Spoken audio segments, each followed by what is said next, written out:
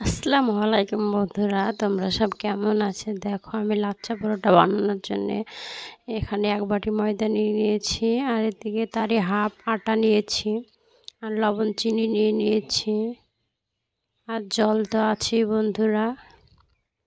এবার বড় বাটিতে এই শুকনো উপকরণগুলো সমস্ত ঢেলে নেওয়া হবে। দেখো, আটাটা ঢেলে নেওয়া হলো, লবণ চিনিটাও ঢেলে নেওয়া হবে।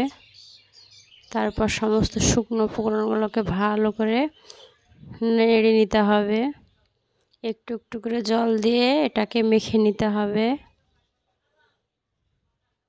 মেখে সুন্দর করে ডো তৈরি করে আধ ঘন্টা মতো ঢেকে রাখতে হবে। তারপর বেলে এইভাবে লাচ্ছা পরোটার জন্যে রেডি করে নিতে হবে। এগুলোকে সুন্দর করে বেলে নিয়ে তেল মাখাতে হবে। মাখিয়ে তারপর ময়দা করে দেখো, প্রথমে হালকা করে ভেজে নিতে হবে, তারপর উল্টিয়ে তলে উপরে তেল দিয়ে ভালো করে ভেজে নিতে হবে। হালকা আছে তবে সুন্দর হবে লাচ্ছা পরোটা। বন্ধুরা দেখো, আমার ভিডিওটি তোমরা বেশি বেশি করে দেখবে ও লাইক কমেন্ট শেয়ার করবে। তোমরা যদি আমার ভিডিওটি ইউটিউব থেকে দেখে থাকো তাহলে চ্যানেলটিকে সাবস্ক্রাইব করবে, আর ফেসবুক থেকে দেখলে চ্যানেলটিকে ফলো করবে। বন্ধুরা, ভিডিওটি শেষ পর্যন্ত দেখার জন্যে তোমাদের অনুরোধ রইল।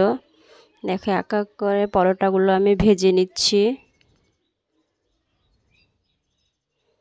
দেখো, এটা প্রথম পিঠ, হালকা আছে একটু ভেজে নিচ্ছি। তারপর উল্টিয়ে দেওয়া হলো, উপরে ও ব্যাক সাইডে তেল দিয়ে দেওয়া হলো। কত সুন্দর ফুলছে দেখো। তোমরা এভাবে বাড়িতে লাচ্ছা পরোটা বানিয়ে খেতে পারো, খুব সুন্দর হয় বন্ধুরা। দেখো, খুব সুন্দরভাবে ফুলছে। দেখো, দুটো পরোটা বানানো পুরো আমার ডান।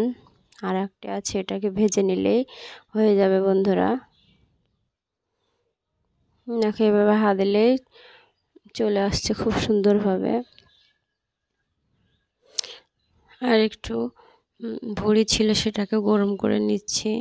আর ছোলার ডালের তরকারিটা আছে, সেটা দিয়ে খাওয়া হবে বন্ধুরা।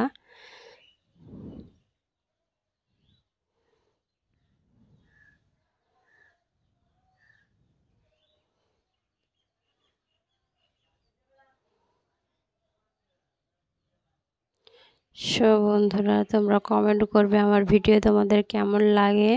তোমরা আমার ভিডিও দেখে কিছু শিখতে যদি পারো তাহলে কমেন্ট করবে, তাহলে আমার ভালো লাগবে। ভিডিওটি শেষ পর্যন্ত দেখার জন্য ধন্যবাদ।